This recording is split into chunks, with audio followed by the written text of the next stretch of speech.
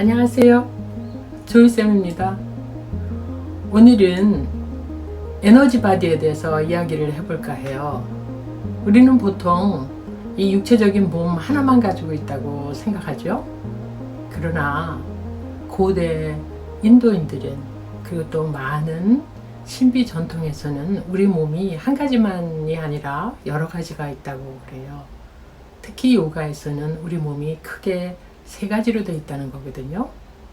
첫 번째로는 이 육체적인 거친 몸, 두 번째는 에너지로 된 정묘한 몸, 세 번째는 영혼의 밝은 순수의식으로 된 원인의 몸, 이 세 가지 몸이 있다는 거예요. 몸을 한 개 가지고 있다는 것보다 세 개를 가지고 있다니까 좀 더 풍성하고 우리 자신이 좀 더 풍요롭게 느껴지지 않으세요? 네, 오늘 이 두 번째 정묘한 몸, 에너지 바디에 대해서 소개를 드릴게요. 기, 프라나, 오르곤 등 다양하게 불리는 에너지로 구성된 정묘한 몸을 에너지 바디라고 합니다. 여러분들은 차크라라는 말을 들어보셨죠? 고대 인도인들은 일찍부터 에너지 바디를 발견하고 그것이 해부학과 생리학을 발전시켜서 차크라 체계를 완성하였어요. 그렇다면 현대과학도 에너지 바디를 연구했을까요?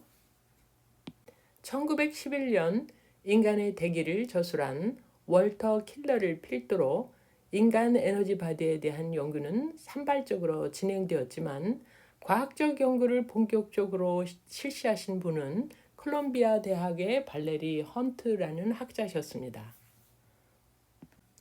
그녀의 연구는 통증, 질병, 정서 상태, 영적 상태에 따라 신체를 둘러싸고 있는 에너지 진동 패턴이 다르다는 관찰에서 시작되었어요. 최근에는 영국 생물학자 루퍼트 쉘드레이크가 형태장이라는 개념을 제안해서 에너지 바디를 좀 더 과학에 가깝게 두었습니다. 신체 심리학에서 에너지 바디를 부각시킨 사람은 단연코 비렐름 라이히입니다.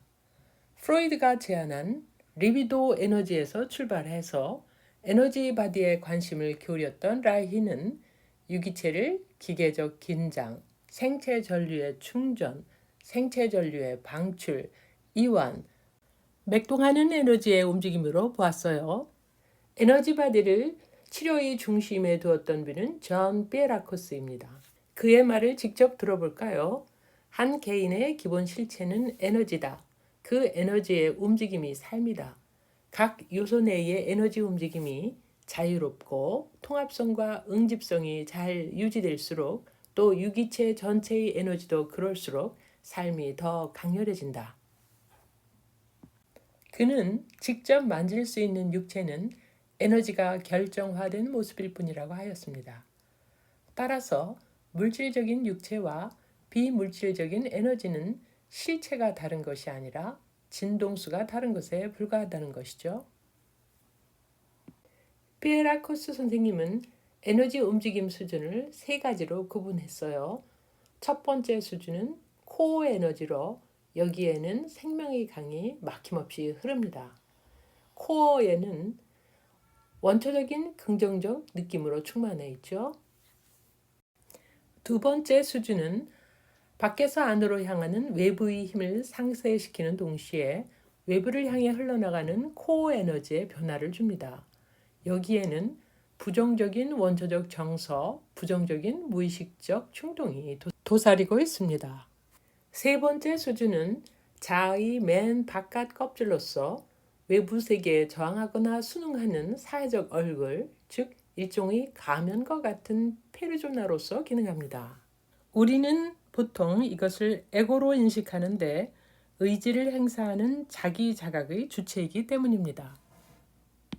신경계 활동이 활발해져서 에너지 통로가 열리면 사람들은 보통 자신이 몸속에 살고 있다는 것을, 몸을 더 잘 자각할 수 있다는 것을, 신체적 감각이 더 살아나는 것을 느낍니다.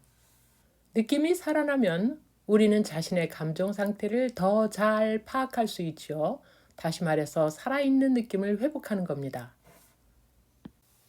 사는 게 재미없다고 호소하는 사람들을 종종 만날 수 있어요. 재미란 생체 에너지 진동수가 높아졌을 때 주관적으로 느끼는 느낌입니다. 느낌이 사라지면 삶은 단조로운 회색으로 변하죠. 느낌을 잃어버린 성공한 사람들은 회색의 세상에서 고통을 받고 있다고 할 수 있어요. 대다수 사람들은 자신의 몸을 잘 의식할 수 있고 몸 구석구석을 잘 느낄 수 있습니다. 그러나 몸 어느 부분을 실제로 나로 느끼는지 물어보면 대개는 머리를 가르치죠. 머리 이외의 신체 부분을 감지하고는 있지만 종아리나 발은 나로 느끼지 못하는 겁니다. 나라는 느낌에 몸 전체가 참여하기 위해서는 자각의 에너지를 골고루 분배하는 훈련이 필요합니다. 에너지는 곧 의식입니다. 그렇기 때문에 에너지 바디의 팽창은 곧 의식의 확장으로 이어지죠. 의식이 확장된다는 것의 진정한 의미는 무엇일까요? 알렉산더 로웨는 이렇게 말했습니다. 의식은 내적 흥분 상태를 반영한다. 사실 의식이란 두 개의 스크린, 즉 신체의 표면과 마음의 표면에 투사된 내면의 불꽃이 방출하는 빛이다. 그러므로 신체 과정을 의식한다는 것, 즉 호흡의 율동, 근육의 떨림 상태, 자발적인 행위, 심혈관계에 확장하고 수축하는 맥동을 의식한다는 것은 매우 높은 에너지 상태에 있음을 의미합니다. 이런 에너지 상태가 되어서야 우리는 우리 자신이 맥동하는 생명체임을 매우 구체적으로 느낄 수 있습니다. 자신이 온 생명에 참여하고 있음을 깨닫는 것이죠. 이제 당신은 자신이 자연의 한 조각임을, 우주의 작은 불꽃임을 분명하게 인식합니다. 지금까지 에너지 바디에 대해서 쭉 설명을 드렸는데 어떻게 좀 감이 오시나요? 어떤 분들은 이거 이미 내가 알고 있는 건데 라고 하시는 분도 계실 거예요.